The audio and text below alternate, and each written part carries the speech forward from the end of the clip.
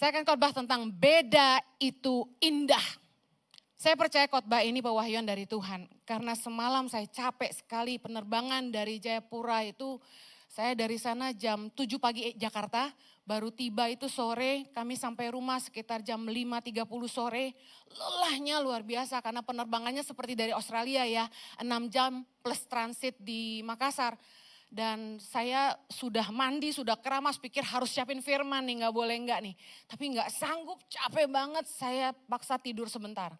Tapi tidur 1 jam kurang, saya sulit bangun. Nah, di saat saya setengah-setengah tidur dan bangun, Roh Kudus terus membisikkan firman ini di telinga saya dan saya ingin sampaikan buat saudara. Beda itu indah. Katakan kanan kirimu, beda itu indah. Seperti saya dan suami saya berbeda, tapi kami katanya pasangan yang indah, amin. Saya sangat bersyukur buat perbedaan yang ada karena kalau tidak ada suami saya yang berbeda sama saya tidak akan sanggup menjalani semua panggilan yang Tuhan taruh di hidup saya. Pastor Jojo sangatlah ramah, sangatlah murah hati, sangatlah baik hati. Dan dia selalu senang ketemu siapa aja, berbicara dengan siapa saja, berbeda dengan saya yang kaku ketemu orang baru, gak bisa bicara. Dan dia tegur saya keras dan bilang gini, kalau kamu itu tidak mau ketemu orang, nanti orang gak mau support Tangan Pengharapan, dia bilang gitu. Bukan apa-apa, karena suami saya ini jago banget ngomong. Dia selalu bilang saya yang fasilida, saya bilang fasilida karena pengurapan. Sehari-harinya Anda bisa lihat betapa dia bisa ngobrol sama orang di mana saja dan siapa saja. Dan selalu membuat saya terpesona. Kamu ngomong apa sih sayang? Saya gak pernah bisa jadi sama seperti dia. Dan bagaimana karya Tuhan dinyatakan dengan begitu luar biasa lewat perbedaan yang ada. Demikian juga dengan kita semua. Tuhan menciptakan kita semua berbeda. Saya punya anak kembar identik 1 telur. Yang totally different, sangat-sangat berbeda. Bayangkan, untuk anak kembar identik saja Tuhan ciptakan begitu unik dan spesifik. Kalau Anda dan pasangan berbeda, itu biasa. Karena Tuhan tidak menciptakan satu orang pun sama. Mungkin mirip bisa, sama tidak. Yang terjadi gini, kita seringkali tidak bisa menerima perbedaan. Kebanyakan kita tuh kurang suka sama orang-orang yang beda sama kita. Makanya ada istilah, burung selalu terbang dengan sejenisnya. Kalau nggak sejenis, nggak suka terbang sama-sama.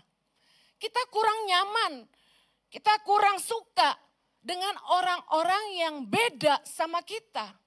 Nah, saya temukan bahwa sesuatu yang berbeda kadang-kadang bisa jadi masalah. Contoh, kita bahas 3 kasus. Contoh yang pertama, perbedaan status sosial.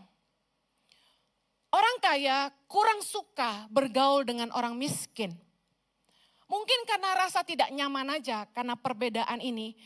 Dan ada orang-orang kaya yang merasa mereka tidak sederajat.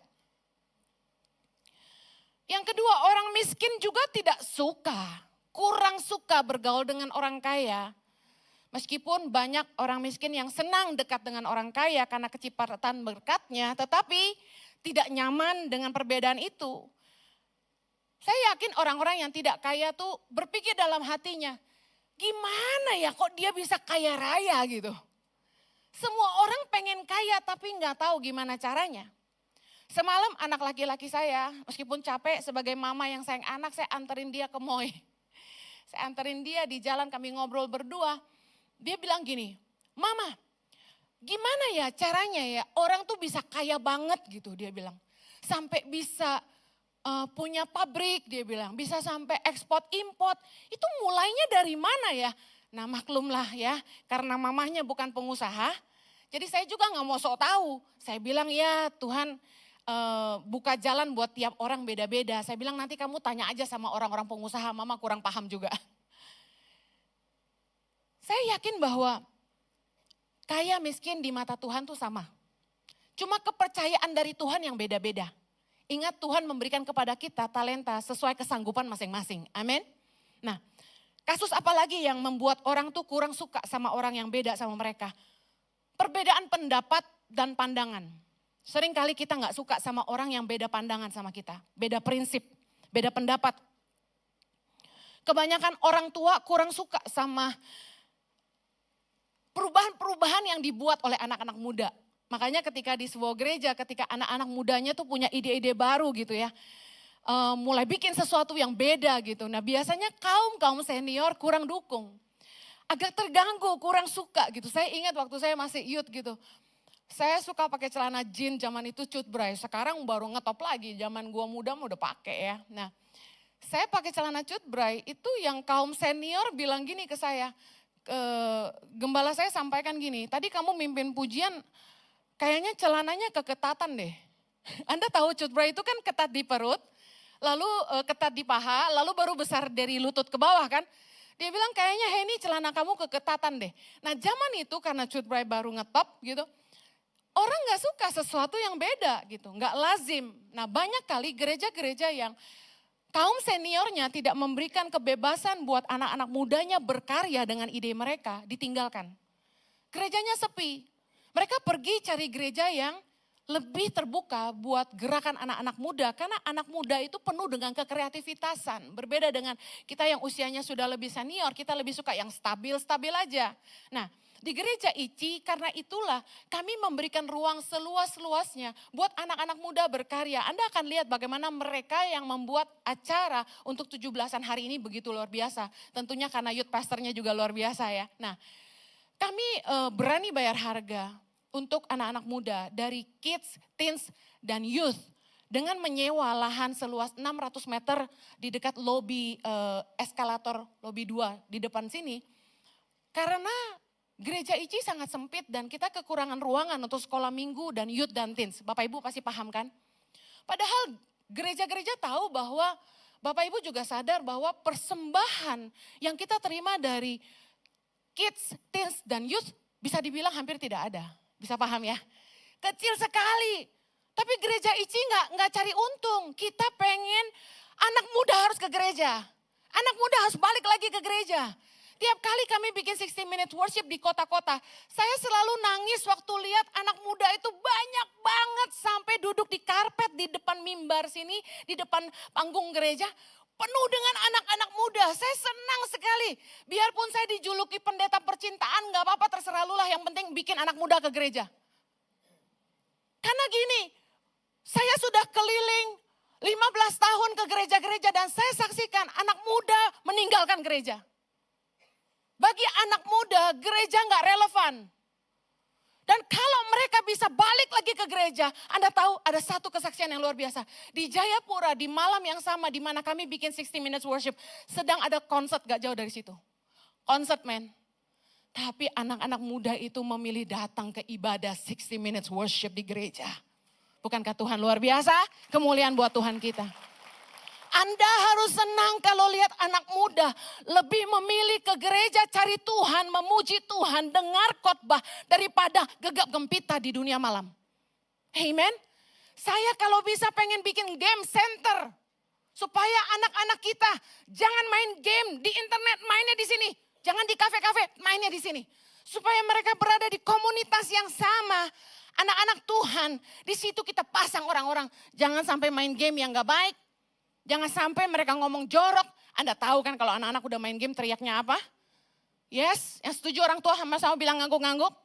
Support dong pembangunan gereja di depan ya. Itu buat anak-anak Anda. Amen.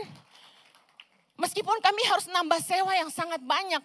Tapi saya percaya inilah investasi bagi generasi. Masa depan bangsa ini ada di generasi. Kita harus support anak-anak kita. Amen. Kita seringkali gak suka sama perbedaan. Makanya yang tradisional gak suka sama yang modern kan. Pasar tradisional gak suka sama pasar-pasar modern. Toko-toko, pasar gak suka sama online shops. Sesuatu yang baru, sesuatu yang beda bikin masalah. Ada lagi berikutnya. Kebanyakan kita gak suka sama orang yang beda suku, beda ras. Banyak orang yang gak nyaman ketika lihat ada orang yang beda warna kulit sama dia. Rambutnya rada-rada beda, kemudian gayanya rada-rada beda. Terjadilah diskriminasi rasial yang kita sebut dengan rasism atau color bar, perbedaan warna kulit. Bahkan kita temukan bukan pernikahan beda ras dan suku di Indonesia masih ditentang oleh banyak keluarga. Mari saya kasih arti kata rasis. Rasis adalah suatu sikap permusuhan atau penghinaan secara sistematis terhadap individu atau kelompok individu tertentu berdasarkan kebangsaan, warna kulit, asal usul, asal kebangsaan atau etnis. Kita akan jadi rasis ketika kita tidak suka sama mereka. Hanya karena mereka beda warna. Jujur aja lah. Kalau begitu ada yang warna kulitnya lebih gelap, terus tiba-tiba di sebelah kita gitu, kita langsung penuh kecurigaan. Langsung lihat, langsung tarik tas. Sedikit banyak saya saksikan ada. Sedikit banyak yang keturunan etnis Tionghoa memandang rendah yang keturunan Melayu. Saya besar di keluarga Tionghoa, saya rasakan itu 100%. Tapi mereka melihat saya berbeda, makanya saya sering dimarahin sama orang tua saya waktu saya kecil. Karena saya senang bermain dengan semua anak, apapun warna kulitnya. Bahkan saya punya anak-anak saat ini dari berbagai suku.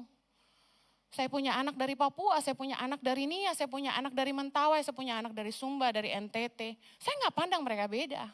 Saya makan apa, mereka makan apa. Pertama kali saya ke Indonesia, saya dikasih tahu sama orang yang mengasihi saya. Saya percaya orang tua itu baik, pasti mengasihi saya. Kamu jangan royal-royal ya. Kalau sama pembantu, beliin berasnya yang lebih murah aja. Indomie yang lebih murah aja. Saya nggak bisa begitu. Dari dulu saya sama suami, selalu perlakukan semua orang sama. Saya bilang begini, Firman Tuhan berkata, apa saja yang kamu kehendaki orang perbuat sama kamu, perbuat demikian. Kita nggak boleh beda-bedain orang, amin. Tuhan gak suka kita beda-bedain orang karena ras, suku, dan bangsa mereka. Kita belajar di firman Tuhan, Roma 3 ayat 29. Baca sama-sama. Atau adakah Allah hanya Allah orang Yahudi saja? Bukankah ia juga adalah Allah bangsa-bangsa lain? Ya benar, ia juga adalah Allah bangsa-bangsa lain. Artinya kalau ada satu Allah yang akan membenarkan baik orang-orang yang bersunat karena iman, maupun orang-orang tak bersunat juga karena iman. Roma 10 ayat 12, kita baca lagi.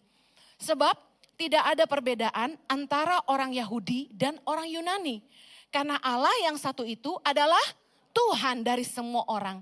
Kaya bagi semua orang yang berseru kepadanya. Kenapa Rasul Paulus membicarakan hal-hal ini? Karena waktu itu bangsa Yahudi percaya bahwa Allah adalah milik mereka. Kalau kami ke Israel, guide lokal yang menjelaskan kepada kami berkata bahwa orang Yahudi itu gak suka membagi Allah mereka dengan bangsa lain. Mereka percaya bahwa Allah cuma satu dan itu punya orang Yahudi gitu. Nah, di zaman murid-murid Yesus pun, ketika mereka memberitakan Injil, Rasul Petrus dan teman-temannya, mereka hanya memberitakan tentang Yesus kepada bangsa Yahudi. Sampai di dalam Kisah Rasul 10 ayat 1 sampai 36, kita gak punya banyak waktu. Jadi Anda tolong baca di rumah, Kisah Rasul 10 ayat 1 sampai 36. Judul perikopnya Petrus dan Kornelius.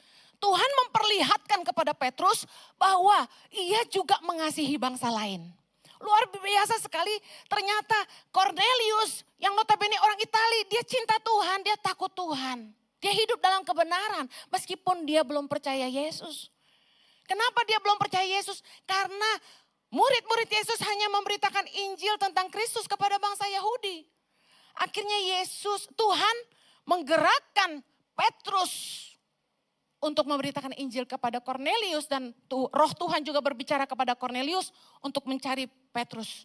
Dan luar biasa, Tuhan membuat Petrus mengerti bahwa dia tidak membedakan orang. Dan bahwa Tuhan adalah Tuhan bagi segala bangsa. Dan Tuhan mau mereka juga mendengar tentang Kristus. Dalam Kisah Rasul 10 ayat 34. Lalu mulailah Petrus berbicara katanya. Sesungguhnya aku telah mengerti bahwa Allah tidak membedakan orang. Setiap orang dari bangsa manapun yang takut akan dia dan yang mengamalkan kebenaran berkenan kepadanya. Itulah firman yang ia suruh sampaikan kepada orang-orang Israel. Yaitu firman yang memberitakan damai sejahtera oleh Yesus Kristus yang adalah Tuhan dari semua orang.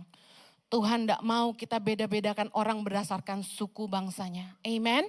Dia adalah Tuhan dari semua orang. Nah sekali lagi, satu lagi.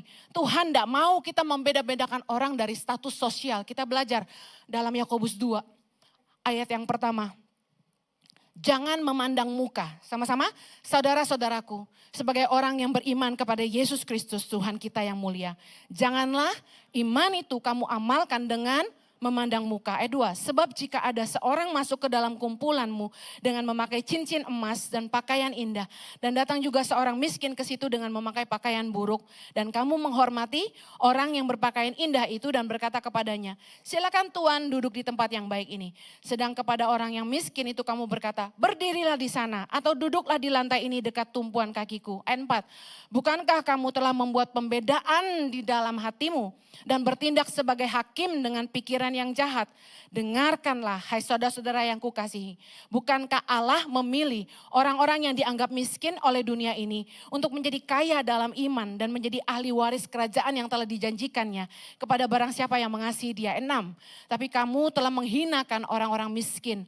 Bukankah justru orang-orang kaya yang menindas kamu dan yang menyeret kamu ke pengadilan? Bukankah mereka yang menghujat nama yang mulia yang olehnya kamu menjadi milik Allah?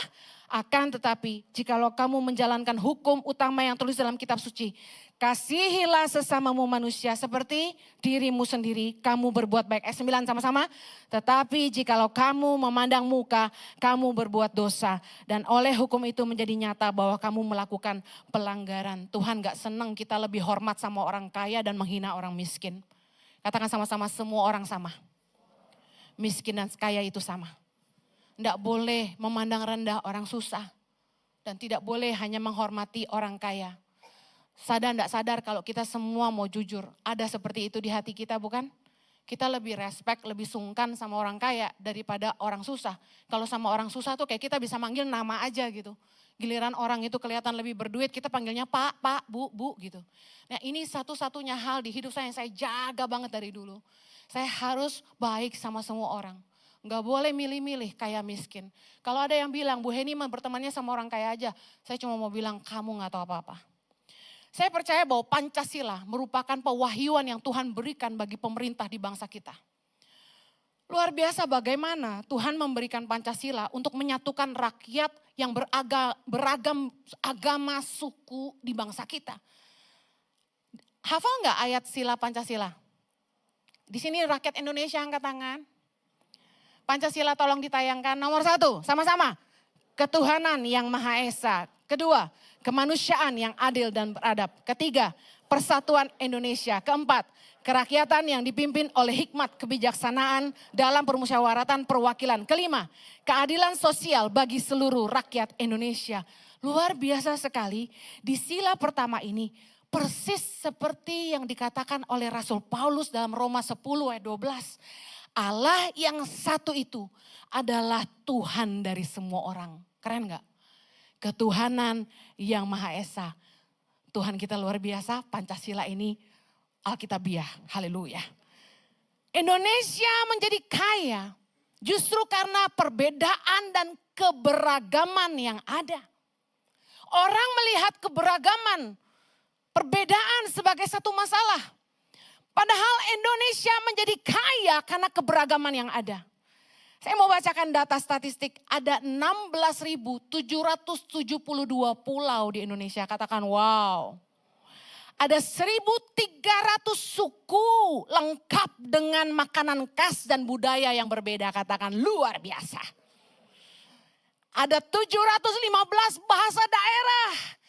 Ada jumlah penduduk kita berapa? 281.603.800 jiwa. Wow. Bangsa kita ini kaya. Bukan hanya kaya SDM-nya. Penduduknya overload. Kita kaya dengan bahasa. Sebagai yang terbanyak nomor 2 di dunia setelah Papua Nugini ya. Kemudian ada 1.300 suku yang notabene artinya apa?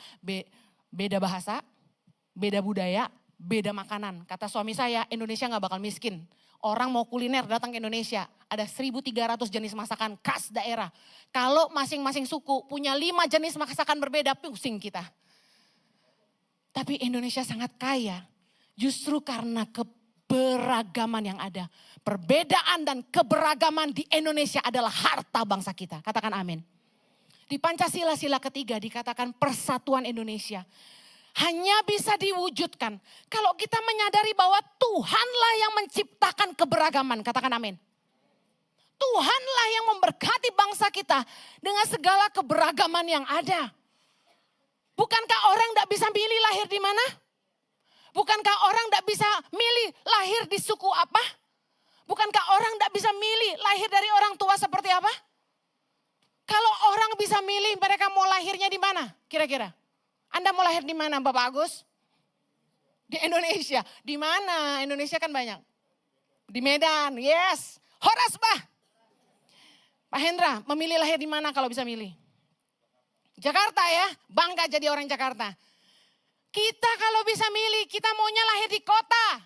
Yang ada rumah sakitnya. Yang dokternya bagus. Ada amin ibu-ibu? Kita kalau bisa milih, gak mau lahir di gunung. Yang gak ada puskesmasnya. Yang dokternya saban datang, saban enggak. Yang gak jelas peralatan medisnya. Steril apa enggak.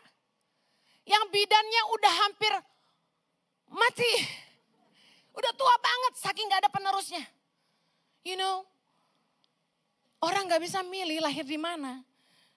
Tapi seringkali kita bangsa Indonesia tidak menyadari bahwa Tuhanlah yang menciptakan keberagaman kita dan kita tidak suka dengan perbedaan yang ada. Kita mandang rendah sedikit banyak dalam hati kita, kita memandang orang yang lebih gelap kulitnya dari kita.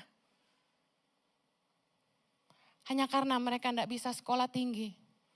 Dan mereka berasal dari keluarga miskin.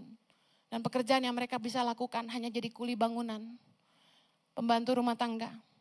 Supir Anda. Saya mau kasih tahu, cintailah mereka. Karena Tuhan sayang mereka juga. Amen. Kita ini harus menghargai kedaulatan Tuhan. Karena kita tidak bisa menentukan. Bhinneka Tunggal Ika. Apa artinya? Pinter, berarti dulu sekolahnya berhasil ya. Bhinneka Tunggal Ika adalah semboyan bangsa Indonesia yang tertulis pada cengkraman burung Garuda, lambang negara kita. Nah, semboyan negara ini menggambarkan kondisi Indonesia yang berbagai suku, budaya, adat, agama. Tapi kita semua harus jadi satu bangsa yang utuh, katakan amin. Bhinneka Tunggal Ika berasal dari bahasa Jawa kuno yang artinya walaupun berbeda-beda tetapi tetap satu jua. 1 Korintus 12 ayat 25, kita sama-sama baca. Supaya jangan terjadi perpecahan dalam tubuh, tapi supaya anggota-anggota yang berbeda itu saling memperhatikan. Saya langsung ingat ayat ini ketika bicara soal persatuan. Bagaimana kita menjunjung persatuan? Kita harus lestarikan budaya gotong royong. Budaya gotong royong itu budayanya Indonesia. Yang satu susah dibantu. Amen. Kita saling pikul satu sama lain. Kita harus saling bantu supaya kita bersatu. Waktu gereja ini dibangun, saya sempat bilang sama Jojo, kalau ada gereja lain yang gak punya tempat dan mau pakai, kasih aja. Tapi masalahnya semua berebutan jam yang sama. Maunya ibadah jam 8, jam 10, 12, ya 3, 5. Saya bilang kamu kalau bisa sisipin satu, kasih pakai aja gak apa-apa. Kalau ada orang yang gak punya gereja, kalau tempat kita banyak, saya sih senang-senang aja gitu. Mudah-mudahan gembala punya hati yang sama sama istrinya. Efesus 4, ayat yang kedua. Karena gini, kami lihat ada gedung-gedung gereja yang dibangun sangat megah. Besar sekali. Tapi kosong sekali. Ruangannya ada beberapa. Jemaatnya cuma 250 aja. Sementara kapasitas gedung 3 ribuan. Saya sedih gitu lihatnya. Buat apa kita bangun gereja megah-megah kalau gereja sebelah bocor? Ada jemaat yang sampai gak punya tempat. Waktu sebelum saya jadi gembala, saya masih muda banget. Ada ibu pendeta, teman mama saya. Dia itu ibadah pinjam-pinjam tempat orang. Karena jemaatnya miskin, cuma mahasiswa-mahasiswa. Dia pindah-pindah ibadah di sini, ibadah di sana, terusir di sini, terusir di sana. Saya sedih sekali, saya bantuin dia cari gitu. Saya kontak ada satu gereja di Kelapa Gading, saya gak sebut ya. Saya tahu jemaatnya dikit banget, ibadah juga cuma sekali. Sedangkan punya ruko gereja gitu loh. Saya bilang gini, kalau siang ibadah enggak? Enggak. Boleh enggak dipinjam sama ibu pendeta ini gitu. Karena mereka ada jemaat cuma enggak punya gedung. Oh enggak boleh saudara. Buat apa gereja kosong coba? Kalau memang jemaatnya enggak seberapa, berbagilah. Saya tuh senang lah punya suami tuh sehati sama saya. Bapak Ibu tahu sejak kami berdiri di MOI ini. Kami mengundang gembala-gembala, gereja-gereja dan persekutuan yang ada di MOI untuk makan malam bersama. Kami traktir mereka makan. Sudah 2 kali berjalan, maklumlah pendeta-pendeta sibuk sekali. Mereka sampai kaget karena belum pernah terjadi. Mereka sangat senang karena mereka anggap gini, gereja kita cukup besar tapi kita punya inisiatif mengundang mereka yang kecil-kecil gitu loh, ngerti gak? Nah di saat kami makan malam sama-sama, kami sharing berbagi apa kesulitan mereka. Kami ngobrol sama gembala GSJS di bawah di Flix. Kami ngobrol sama gembala Hokim Tong di depan. Pak Suandi ya? Sunandi ya. Kemudian kami ngobrol sama beberapa gereja yang kecil-kecil karena gereja besar ada yang gak mau ikut. Nah kami ngobrol kesulitan mereka apa. Tahu gak kerja sama gereja kita tuh? Sangat baik dengan mereka. Gereja GSJS, 1 kali ibadah itu kick drumnya rusak. Langsung pengerjanya naik ke sini. Bisa pinjam gak? Saya bilang kasih. Angkat cadangan kita, mujizat masih ada 1 yang kita simpan. Mereka bawa. Terus mereka lagi perjamuan kudus kehabisan. Boleh gak pinjam sama Ici? Butuh berapa? 3.000. Oh jangan kok 3.000 kita juga kurang. 1.500 boleh? Boleh. Angkat. Nanti gantinya bulan depan. Saya bilang aman pakai aja. Ketika 1 hari kita overflow dan kita kehabisan perjamuan kudus, kita kemana? Ke GSJS juga. Pastor Andrew sama istrinya baik banget, meskipun umurnya 20 tahun lebih muda di bawah saya. Baik banget. Saya bilang, kalau Ici kepenuhan, Anda ibadah di bawah aja. Ya, jangan beda-bedain, sama-sama ikut Yesus kok. Bahkan gereja Hokim Tong di depan pengajarannya bagus. Kalau Ici terlalu penuh, Anda boleh ke sana juga. Kita sama-sama cari Tuhan toh. Khotbah saya bisa ditonton di YouTube, aman. Benar. Bahkan minta maaf, di sebelah ada GBI. Kalau sampai ini penuh, Anda bisa ke GBI juga. Kita gak boleh beda-bedain, kita sama-sama ikut Yesus kok. Betul? Kita harus bersatu, gak perlu gereja siapa lebih besar, duit siapa lebih banyak, gak penting. Semua butuh duit kalau mau bilang gitu, benar gak? Efesus 4 ayat 2, ayat terakhir dari saya. Hendaklah kamu selalu rendah hati, lemah lembut dan sabar. Tunjukkanlah kasihmu dalam hal saling membantu. Dan berusahalah memelihara kesatuan roh oleh ikatan damai sejahtera. Satu tubuh dan satu roh. Sebagaimana kamu telah dipanggil kepada satu pengharapan yang terkandung dalam panggilanmu. Satu Tuhan, satu iman, satu baptisan, satu Allah dan Bapa dari semua. Allah yang di atas semua dan oleh semua dan di dalam semua. Sebagai orang percaya, kita harus berkontribusi dalam kesatuan bangsa. Indonesia sangat beragam, agama, suku, bahasa. Jangan sampai orang Kristen itu malah memicu perpecahan di tengah-tengah umat beragama. Jangan saling menantang, jangan saling menghina, merendahkan, mengejek orang yang beragama berbeda. Tidak usah saling mengata-ngatai, kita harus saling mengasihi, katakan amin. Jangan sampai orang Kristen menolak perbedaan. Karena Tuhanlah yang memberikan keberagaman menjadi harta bagi bangsa kita. Karena beda itu indah. Katakan kanan kirimu, beda itu indah. Amen. Seperti Tuhan menciptakan kita semua berbeda, tapi kita bisa sama-sama ada di sini. Mari keluarga besar Ici, saya ajak Anda. Jadilah pembawa damai dimanapun Anda berada, di kota manapun Anda hidup, di gereja manapun Anda berjemaat. Jadilah pembawa damai, jangan membawa perpecahan yang membuat orang merasa saya aliran ini, saya aliran itu, saya golongan ini, saya pengikut itu. Jangan, kita sebagai orang percaya harus berkontribusi dalam kesatuan bangsa. Karena Tuhan kita sama. Amen. Mari kita berdoa. Bapa di sorga, kami bersyukur karena Engkau Tuhan atas segala bangsa. Engkau yang menciptakan kami semua, umat manusia. Kami bersyukur kalau Indonesia boleh Tuhan berkati dengan keberagaman suku, dengan keberagaman bahasa, bahkan agama. Kami berdoa biar kasih-Mu menyatukan kami semua.